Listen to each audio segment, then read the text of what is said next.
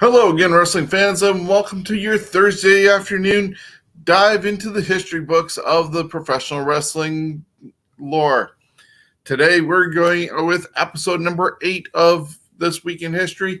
Thank you for joining us, whether it's on Stitcher, Spotify, iHeartRadio, or anywhere you get your podcasts from, or if you're watching us in video form, you're obviously watching this on YouTube or on Facebook. I want to thank you. Please like, subscribe, share with your friends. Let's grow this and get some more people involved. You can always drop us a line at scumbagswrestling@gmail.com. Join us on Facebook or any of the social media spots that you're seeing down below. And also use the hashtags We Are Scumbags. As I said, we're doing episode number 8, and we are doing February 5th through the 11th. Now, I can't do this without the guy who brought all this history all into one document that got sent to me, and that's Jonesy in Niagara Falls. Let's bring him in and see how things are. Jonesy, how are you? Things are actually pretty good. It's snowed a little bit last night, and it's not too cold, and we're already halfway through winter, so. Yeah, it's true. Really bitterly cold here in London, but it could be a whole lot worse. And, well, what are we going to do anyways? We're still in lockdown for another little while, and things are slowly going back to different colored zones depending on where you're living. So it is our weekend review of the different events throughout the world of wrestling. And as I said, we are starting with February 5th. You're ready. All right, here we go. February 5th, 36 years ago today, Rudolph Guzman-Herta, best known to wrestling fans as the legendary El Santo, the Saint, dies of a heart attack in Mexico City. He was 66. A little bit on him. As his in-ring popularity started to decrease in the early to mid-50s, a comic book series was created in his name and would become one of the most popular comic series in all of Mexico, running continuously for 35 years. He also appeared in over 50 Lucha Libre B films. He would wrestle in the early 80s and in total put his mask on the line some 35 times, never losing. In January of 84, he would unmask for the first time on a Mexican talk show and would die 1 week later of a heart attack. He was buried wearing his silver mask. He is often credited with popularizing the sport in Mexico, much in the way Rikindozan did in Japan and Hulk Hogan would do in the United States. If you'd like to watch one of his movies, Santo vs. La Mujer Vampiro, the Vampire Woman, has been featured on Mystery Science Theater 3000. 33 years ago today, WWF presented The Main Event. The Main Event made some television history as it was the first primetime wrestling show on network television since 1955. And 33 million viewers tuned in to watch the rematch of Andre the Giant and Hulk Hogan. Andre the Giant defeated Hulk Hogan to win the WWF Championship. Andre won due to DiBiase paying off a referee who got cosmetic surgery to look like WWF official Dave Hebner. Andre the Giant, per a pre-match agreement, sold the championship to Ted DiBiase. Then the real Dave Hebner showed up, and this would set up the plot for WrestleMania 4, as the championship would be held up for a tournament at WrestleMania 4. Also on the card, Strikeforce, Rick Martel and Tito Santana defeated the Hart Foundation, Bret Hart and Jim Neidhart, to retain the WWF Tag Team Championship. Of course, they're still showing stuff of Andre and Hogan hugging the spotlight from Strikeforce, Rick Martel, and Tito Santana, who indeed did defeat the Hart Foundation, Bret Hart, and Jim Neidhart to retain the WWF Tag Team Championship. When it originally aired, the match was still in progress when the show went off the air. You can see the entire match now thanks to the WWE Network. Yeah, and earlier in the show was also Savage against Honky Tonk Man, and that was where the rumors of the fact that he was supposed to actually get the title from Honky at that match, but because I guess of a little bit of a lack of build-up in the eyes of Honky Tonk Man, he refused to drop the title to Savage. Went on to being the 14-month-old long title reign for Honky Tonk Man, but that disrupted plans for DiBiase to be given the world title, and so he ended up getting bumped for Savage to be put in that spot and win the tournament at WrestleMania 4. And in exchange, DiBiase ended up getting the $1 million championship. And so a whole lot of dominoes fell just because Honky said no to dropping the title. And Hogan was going off to film No Holds Barred, and they needed a big setup for WrestleMania 4 with the tournament. So a lot of different things, and it was pretty cool. And I just said, thankfully, we get to see the tag team match on the network. So that's available in its full extent. But I still remember that Friday night. I was 12 years old, and so awesome just to see primetime wrestling. And I think I'd been able to just get about maybe a year before that, my family to allow me to watch it instead of me sneaking it or waiting for them not to be around. But the whole Savage and Elizabeth story ended up hooking my family type deal. So that was my in that regards. But seeing that Friday night, February 5th, and then everything that unfolded with the twin refs, because at that time Earl had been working for the NWA and had left the NWA to come to WWF to end up doing that plot with his twin brother. They stayed around for a long time afterwards before getting caught for selling merchandise out of their trunk. But Dave became an agent. Earl was head referee, brought in his son Brian. Like, the Hebners had a deep roots in WWF for a long time. It's just too bad they got greedy with the monies. Everybody's got a price. Everyone's got a prize. 27 years ago today, ECW presented The Night the Line Was Crossed. Terry Funk, Sabu, and Shane Douglas went to a 1-hour time limit draw for the ECW Heavyweight Championship. 20 years ago on Nitro, Rick Steiner defeated Shane Douglas to win the WCW United States Championship. And 19 years ago at a SmackDown taping, Maven defeated The Undertaker to win the WWF Hardcore Championship. Yay, Maven! 13 years ago, Bobby Lashley announces on his MySpace page, that's right, MySpace. It was around this. He had left WWE. This comes less than a year after Lashley was part of the heavily promoted Battle of the Billionaires match at WrestleMania 23. Yeah, he ended up in a very prime position. Was even the ECW champion going against the Intercontinental champion at that event. I was actually there in Detroit for that one. So, yeah, it was really good event, and Lashley ended up leaving. Yeah, wow. So February 6th, 30 years ago today, WCW presented Clash of the Champions 10, Texas Shootout. Mil Mascaras defeated Cactus Jack. Norman the Lunatic defeated Kevin Sullivan in a Falls Count Anywhere match. The Skyscrapers, Dan Spivey and Mean Mark, defeat the Road Warriors, Road Warrior Animal, and Warrior Hawk by DQ. The Four Horsemen, Arn Anderson, Ole Anderson, and Ric Flair defeated Gary Hart International, which was Buzz Sawyer, the Dragon Master, and the Great Muta in a steel cage match, with Sting doing a run-in after the match. 30 years ago in Memphis, Tennessee, Jerry Lawler defeated Sid Vicious to win the USWA Unified World Heavyweight Championship for only the 20th time.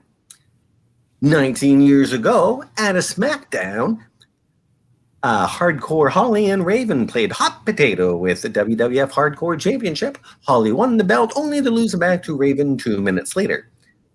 Well, at Yeah, least they the actually 24/7 had it rule. on someone a little longer than they do today. Not much longer. Come on. Not much. Or we see Alicia Fox get it, and then got rolled up by R-Truth, and then somehow Pete Rosenberg ended up with it Royal Rumble, and then this past weekend, Doug Flutie ended up winning it, but got rolled up again by R-Truth for R-Truth's 49th title reign with the 24/7 title. So yeah, it's not much different between the hardcore title and the 24/7 title, except for the hardcore title actually used more weapons and had longer matches as opposed to somebody just getting nailed in the crotch and rolled up. Yeah. I am disappointed. What I'd like to really seen is, someone like maybe Goldberg come along and freaking just kick him in the head, pin him, and, announce his retirement. Anyways, 12 years ago, British newspaper, the Scarborough Evening News, reported a man was arrested on fraud charges for accepting gifts from a football club after he had impersonated wrestler actor Dwayne "The Rock" Johnson. This is believed to be the same person who has impersonated many stars in entertainment, conning sick kids, government officials, etc. He even impersonated Heath Ledger's father to press the doctor who performed the autopsy for toxicology results. New York City police couldn't press charges because he didn't profit from the Ledger scam. He did get burned by the British police, however. Boo this man, whoever he was. Douchebag. So, 10 years ago, the Human Tornado, a regular on the West Coast independent circuit, most notably Pro Wrestling Guerrilla and the brief MTV series Wrestling Society X, announced his retirement from professional wrestling. February 7th. 71 years ago today, NWA World Junior Heavyweight Champion Leroy Mcgurk was involved in a car accident in Little Rock, Arkansas. Mcgurk lost his sight when a shard of glass from the windshield made him blind. When he was young, he lost the sight in the other eye. Mcgurk's wrestling career ended with that accident, and the title soon vacated. Sad ending to a career. Yeah, if you listen to JR, I think you were actually with me when we were in Toronto for JR's stand-up or road stories, whatever they want to be called. He tells an interesting story when he was an assistant to Mcgurk, because he had to drive Mcgurk around blind as a bat and doing color commentary, a blind guy doing color commentary for a TV show. But he had to worry about cigars. He always had whiskey with him. But one faithful night when they were on the road, Mcgurk decided he wanted to go kill the $1 Million Man, because $1 Million Man was dating his daughter. Well, he wasn't the $1 Million Man at that time, but Ted DiBiase was dating his daughter, and he was going to go kill him. And, of course, JR's wondering how this happens. With a blind guy, he just wanted to be pointed in the right direction. The gun's going all across the dashboard. JR's worried. Ashes drop into the lap of Mcgurk in his polyester pants, and JR's having to try and put out this fire as police come by. Just a really bad scene. JR does a way better telling of it. I'm just doing the Coles notes because you can't do it justice without JR doing it. But yeah, imagine all that happening on a car ride. And even Ted DiBiase told that story on a StarCast with Bruce Pritchard. So Cole's notes. I didn't know Michael Cole actually did a book of quotes and summarizing JR's career. I did not realize that. That's interesting. All right. So, 34 years ago, Chris Adams and Terry Taylor defeat Rick Steiner and Sting to win the UWF World Tag Team Championship. Larry Zbyszko last eliminated, I need to tell you when that was, 32 years ago. Larry Zbyszko last eliminated Tom Zink in a battle royal to win the AWA World Heavyweight Championship. Yeah, it must be when you're married to the owner's daughter. I guess that's the one way you can make sure as an owner that the championship is going to stay around, because the son-in-law is not going to screw you over. But I guess given a choice between Greg Gagne and Larry Zbyszko, I guess Larry definitely won out because he was more talented of the two. I didn't know he had, was it, you said, a brother that wrestled too? Well, Greg Gagne was Vern Gagne's son, and Larry Zbyszko was his brother-in-law. So, 29 years ago, Money Inc. to DiBiase and IRS defeated the Legion of Doom, Hawk and Animal, to win the WWF Tag Team Championship. 21 years ago on Nitro, Bam Bam Bigelow defeated Brian Knobbs to win the WCW Hardcore Championship. On the same episode, Scott Steiner did a shoot interview on Ric Flair and received a suspension for 2 weeks without pay.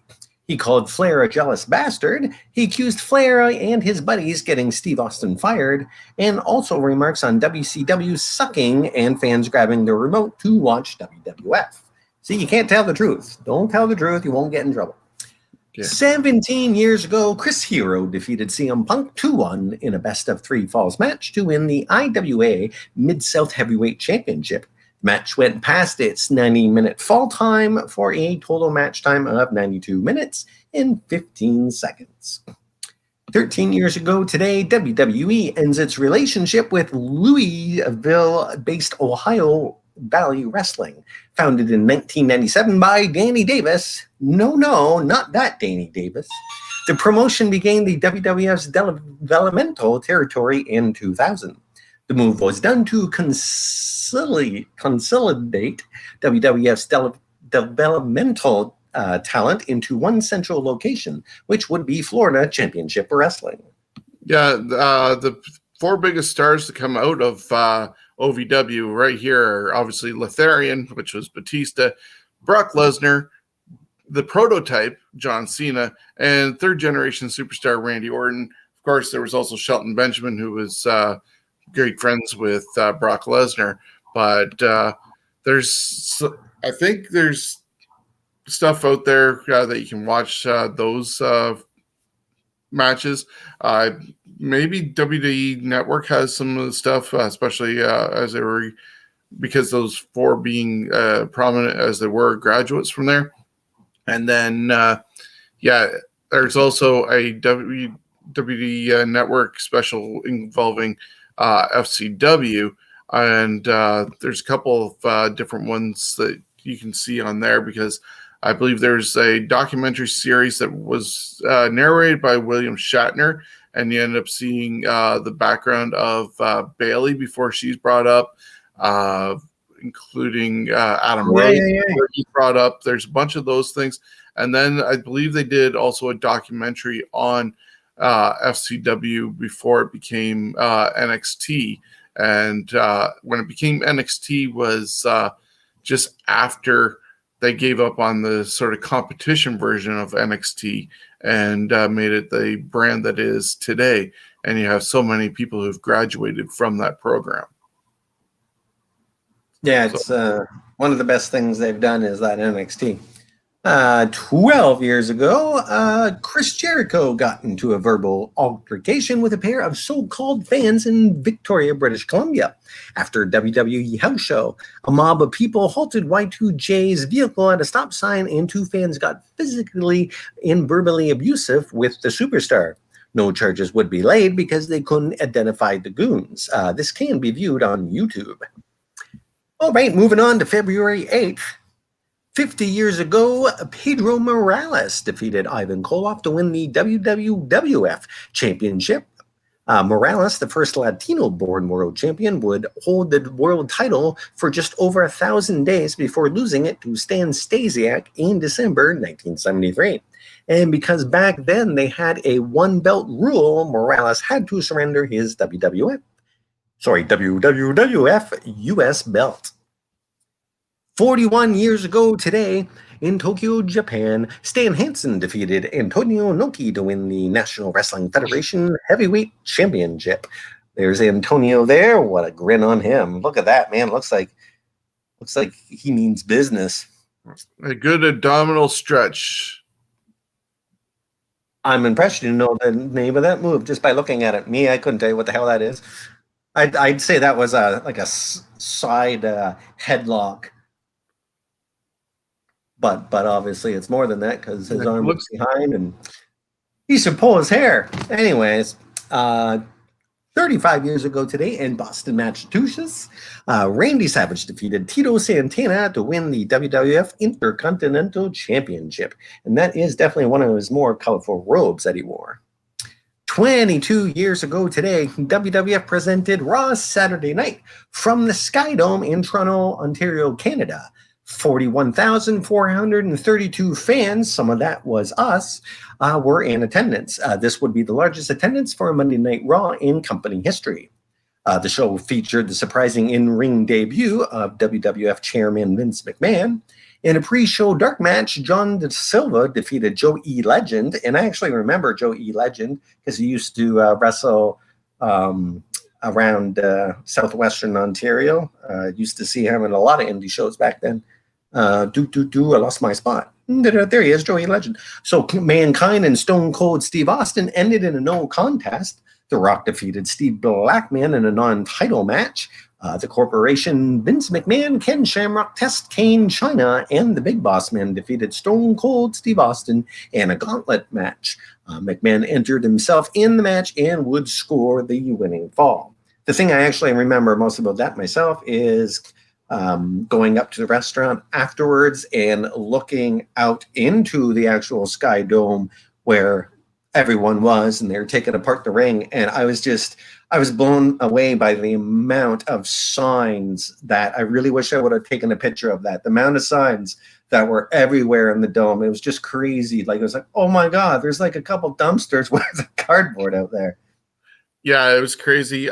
Just looking at what you had there, and also I listened to Post Wrestling podcast, and I guess John Pollock had gotten tickets with his buddy on the ramp area for $75. He was saying, and the heat from the entrance for the Brood was really hot, and I've experienced some of the pyro of Kane even in the Sky Dome and being far away, and you can feel the heat there.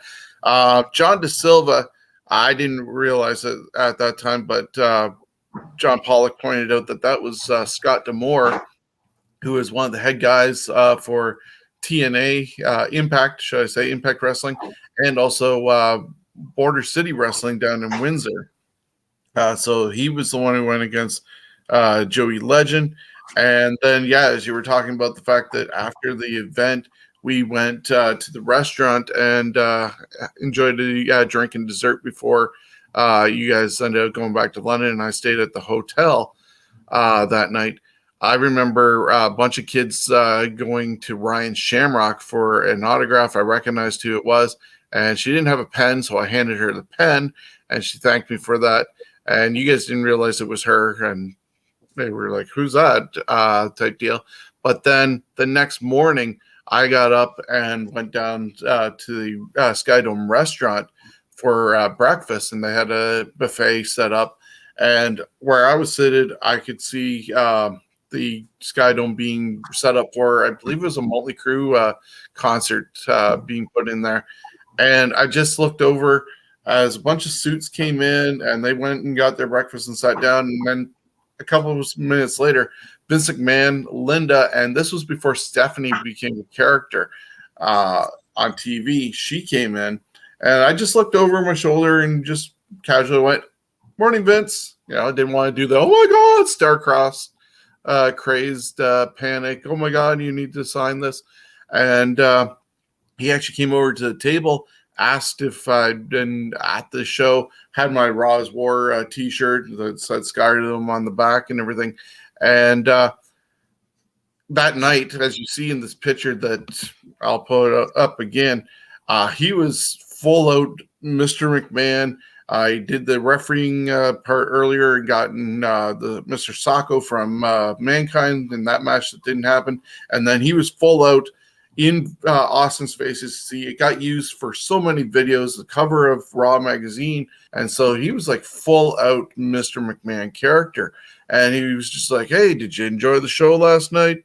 And you weren't. He put his hand on my shoulder, and he's just like, "You weren't booing me last night, were you?" I was just like, "No, no, no. Why would I do that? No, no, no."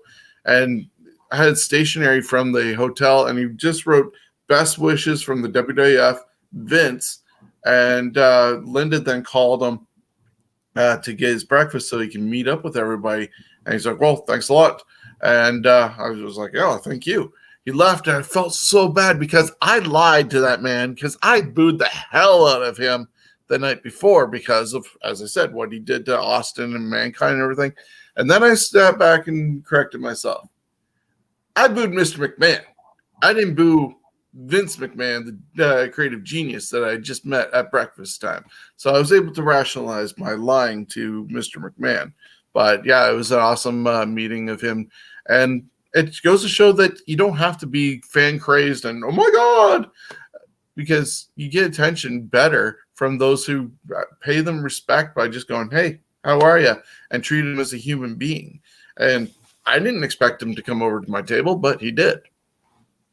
Yeah, you just be honest and sincere when you meet any type of celebrity. Don't try to snap pictures of them. I did that once at I can't remember the place, but anyways, the celebrity wasn't too happy about it. So you learn, ask. Don't go running up there asking for autographs and all that stuff. That's how I got my Bret Hart autograph 2 nights before the Montreal screw job, because all these kids kept on trying to go back to get his autograph while he was meeting with Carl DeMarco. I waited patiently and got the autograph. Move on a minute. There's something in my brain. A lot of people I know at Comic Cons and Wrestle Fests and stuff like that, a lot of people complain how expensive some of these autographs are. But you have to realize that a lot of these people that you get autographs from, you would have to pay for that anyways. Like when you go to Vegas shows there, a lot of times that's kind of included in your admission price. I paid $80 seeing Penn and Teller, and afterwards I got to meet them, got an autograph. You don't get to talk to them much more than you would at a Comic-Con. So really a Comic-Con, you don't have to spend the flight ticket there. You're in line. It's not going to be I'm in line and I'm gonna be booted out. It's some people that they don't know how, you collect so many autographs and stuff like that. You got to pay for some of them. And sometimes when you're nice, you're going to get them for nothing. There you go. All right. So 21 years ago at a Saturday Night Heat, go ahead. You were going to say something, or was that just the feedback? That must have been feedback. But Piper. Sometimes I hear myself out of the other speaker. I just heard it there. Anyways, so 21 years ago at a Saturday Night Heat, S.A. Rios defeated Gilbert in just 45 seconds to win the WWF Light Heavyweight Championship. Also debuting for the WWF during the bout would be Amy Dumas, who served as S.A.'s ballet leader. There she is there. Ha-ta-ta-ta. On the same taping during SmackDown, Kurt Angle defeated Val Venus to win the WWF European Championship. 12 years ago, TNA presented Against All Odds. Main event saw Sting defeat Brother Devon, Brother Ray, and Kurt Angle in a four-way match to retain the TNA World Heavyweight Championship. 11 years ago today, WWE announces that the $1 Million Man, Ted DiBiase, would be inducted into the Hall of Fame. It's definitely Ted DiBiase week, it seems like. We've mentioned him like 3 times maybe already. They did make, but they need to make like a buddy or whatever of him so you can squeeze and it will laugh. I actually have a little big boy. It's about this big.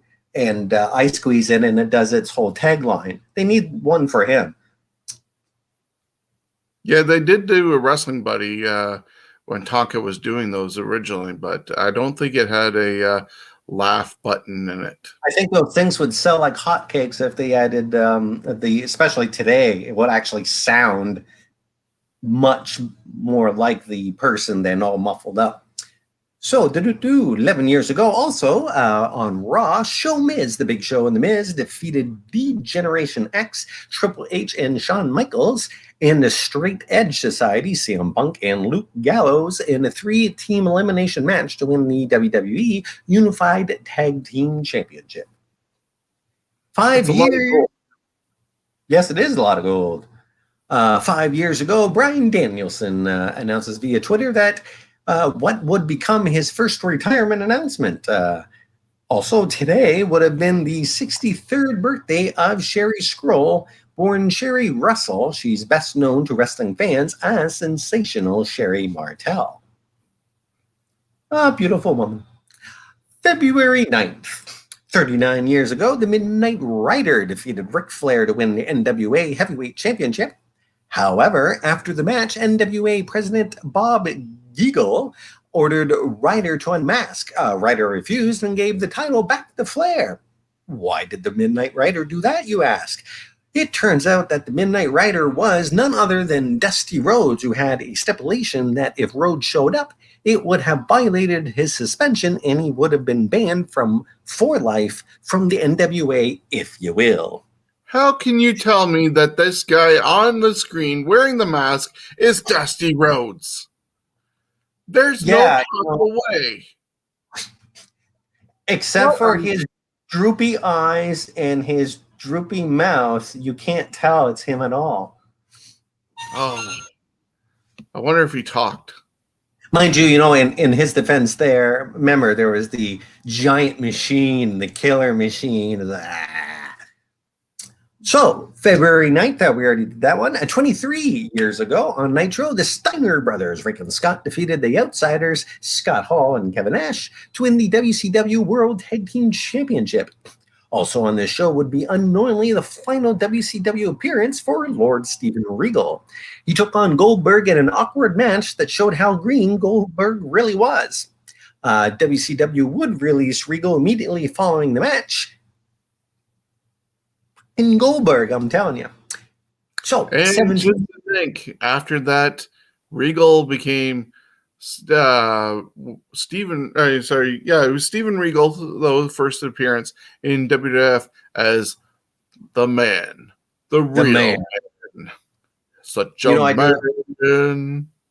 I do like putting that on my best stereo system that I own. Listening to that, it's nice. So, Chris Benoit, this is 17 years ago on Raw, defeated Ric Flair by submission. Following the match, Benoit and Triple H were set to sign the contract for the WrestleMania 20 World Heavyweight title match. However, Shawn Michaels intervened and a super kicked Benoit in the mush before he could sign it. Hence, it would end up as a triple threat match involving Triple H, Michaels, and Benoit for the world title. 11 years ago, WWE announces in Tokyo, Japan that legend Antonio Inoki would join the WWE Hall of Fame class of 2010. 2010 saw Bobby Lashley leave TNA to concentrate fully on his MMA career. Of course, Lashley would return to TNA in 2015. And the 57th birthday for Alundra Medusa Maselli, former WWF and WCW women's wrestler and competitive monster truck superstar. On February 10th, No, it's all good. Somehow I lost some pictures. Didn't make it up. Oh no, quickly do a doodle sketch. No, okay, so good. Moving on to February 10th. 42 years ago today in Chicago, Illinois, Giant Baba defeated Abdullah the Butcher to win the All Japan PWF Heavyweight Championship. Oh, that's Abdullah there. Wow, he looks pretty young. His scars are not as deep. He left his leg. Sorry? Oh, and he still has his leg. 37 years ago today in Tokyo, Japan, David Allen Atkinson, best known to wrestling fans as the Yellow Rose of Texas, David Von Erich dies while on tour with All Japan Pro Wrestling. He was just 25. He was born July 22nd, 1958 in Dallas, Texas.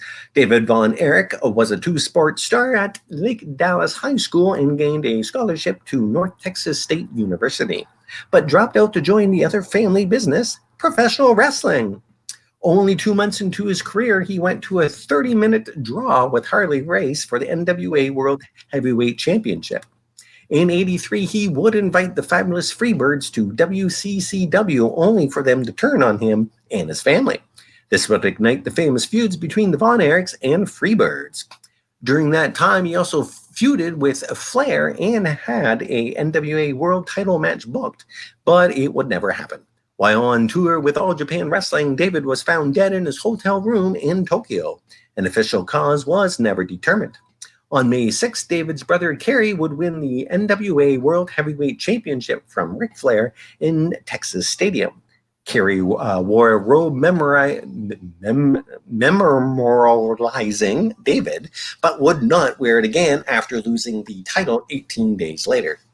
David also enjoyed raising horses, a hobby that turned into quite the profitable business away from the ring. Yeah, it's a tragic story of that whole Von Erich family. A lot of suicides, unfortunately. At least 3 of the 4 brothers. There's one still alive, and I think that gets brought up next week when they get announced for an induction to the WWE Hall of Fame. But yeah, it's just amazing how that family was so big, especially in Texas, and so popular in WCCW and everything that they brought to the world of wrestling, and to see how things went down. There are some Von Erichs in wrestling right now, I believe working for MLW, and at one point Kerry's daughter had worked for TNA. All right, 31 years ago, All Japan Pro Wrestling and New Japan Pro Wrestling co-promoted Super Fight from the Tokyo Dome in Tokyo, Japan. Nearly 64,000 fans were in attendance for the event. Masa Sato defeated Larry Zbyszko to win the AWA World Heavyweight Championship. Big Van Vader and Stan Hansen went to a double countout for Vader's IWGP Heavyweight Championship. Antonio Inoki and CJ Sakaguchi defeated Mashiro Chono and Shinya Hashimoto. That kind of mixed me up there, going from a defeated. I didn't spell defeated right there. Anyways, and Shinya Hashimoto, Lou Thez was the special guest referee. You were going to say something? Yeah, just interesting card, a mixture of everything going on there. I think later on in the year there was also a co-promotion event with All Japan, New Japan, and WWF. So we'll look into that one as time goes further. We sure will. 28 years ago today in Dortmund, Germany, Ric Flair wrestles his final bout for the WWF until the new millennium. Losing a WWF championship match to Bret Hart, this was his last contract obligation, as the WWF Universe saw him lose a retirement match to Mr. Perfect on January 25th on Raw. This match between Bret and Rick is actually available on YouTube. That's how I got the screenshot. I ended up Googling when I'm trying to find these pictures, and surprisingly found this match. So if anybody wants to see Ric Flair's last match before returning to WCW and everything that happened with that in 1993, it is available. Cool.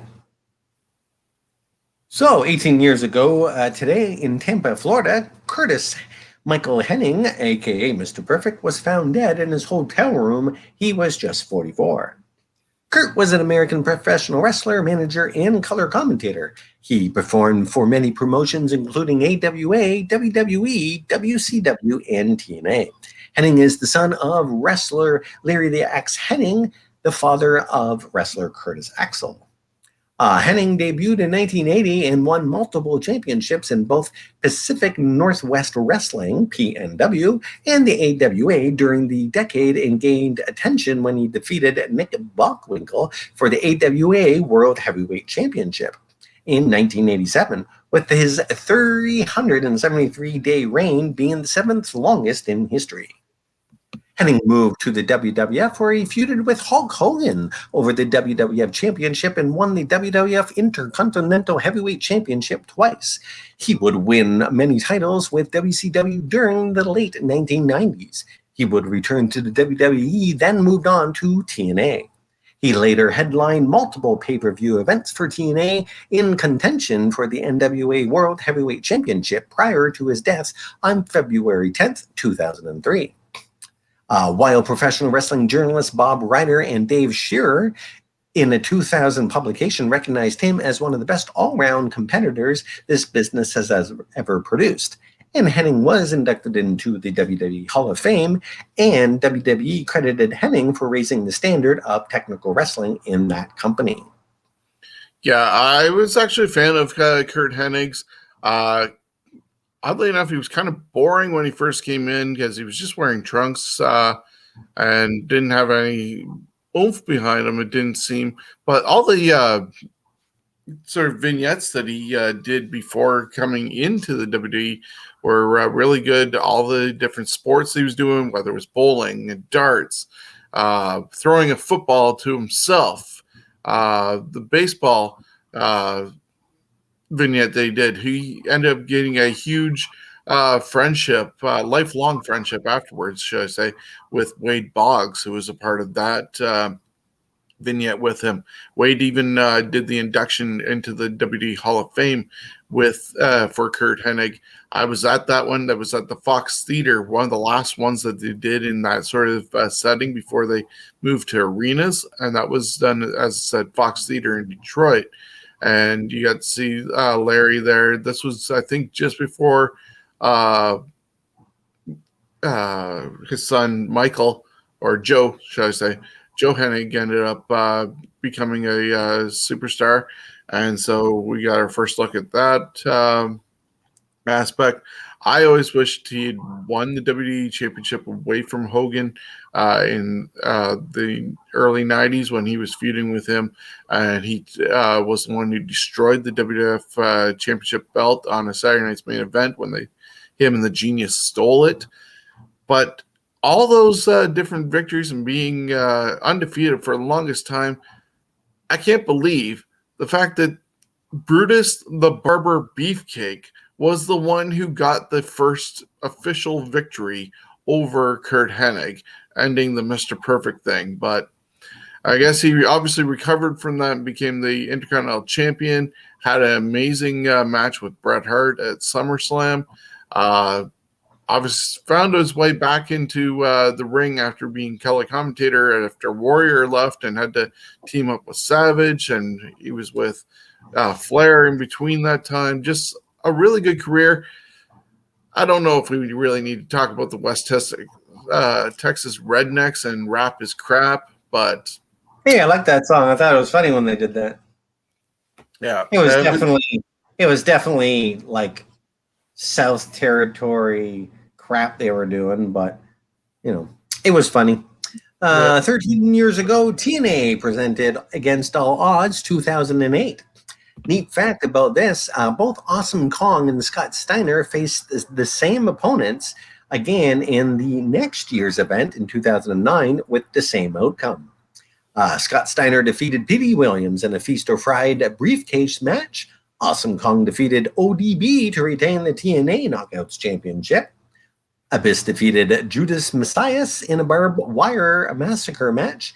Jay Lethal won the X Division Championship, and Kurt Angle defeated Christian Cage to retain the TNA World Heavyweight Championship, and Samoa Joe was the special enforcer.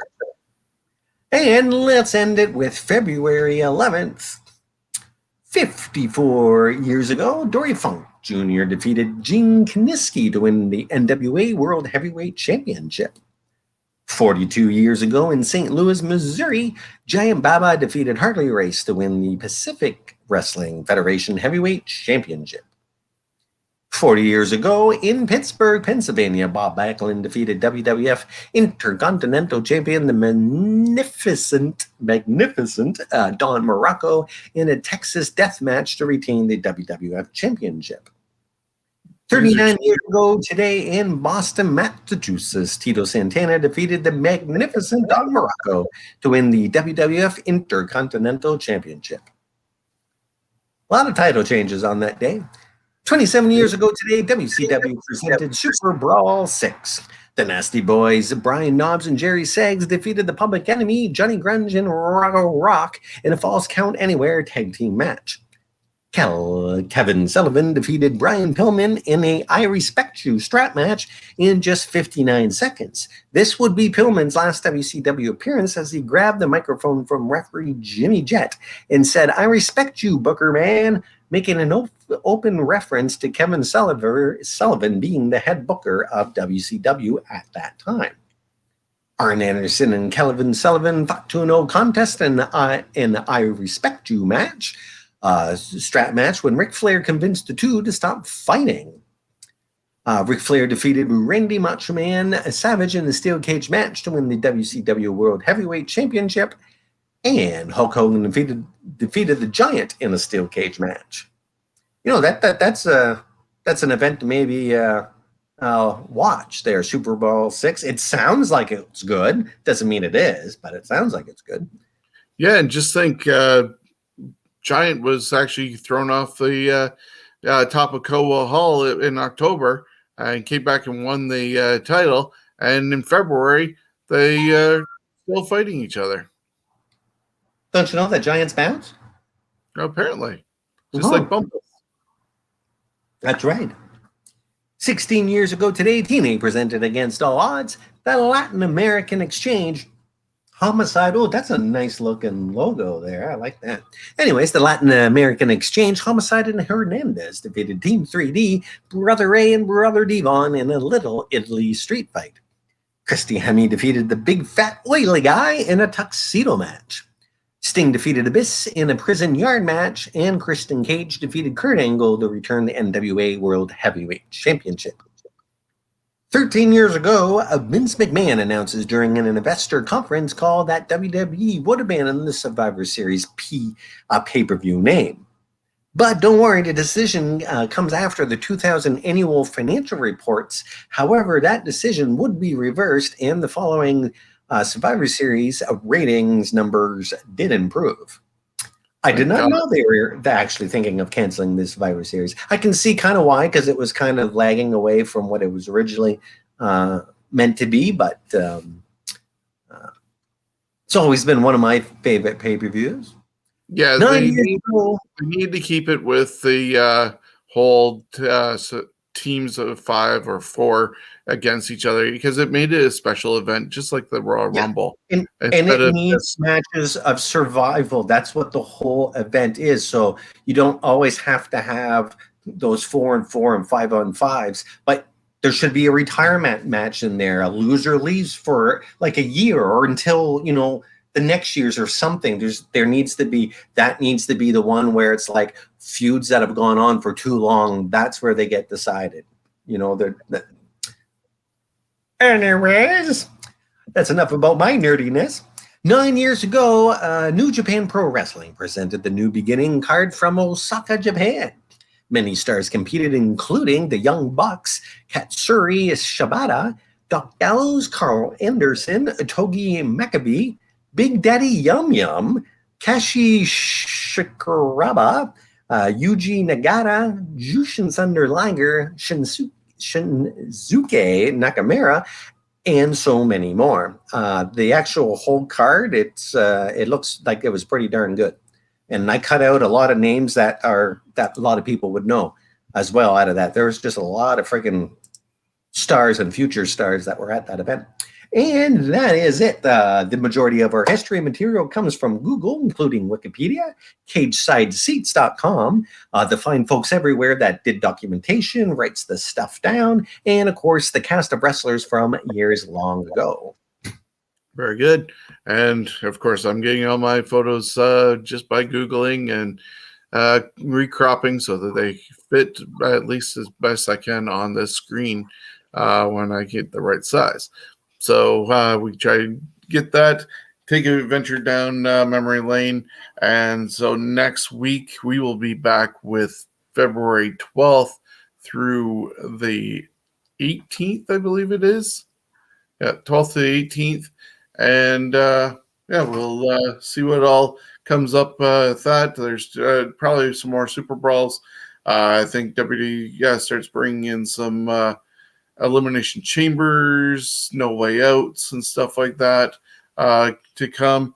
And yeah, just a lot of wrestling history in the making as WWE or WWF, depending on the year we're looking at, makes their way towards WrestleMania, which will be March's and April's, different ones coming up during those times. So anything you want to plug before we get out of here?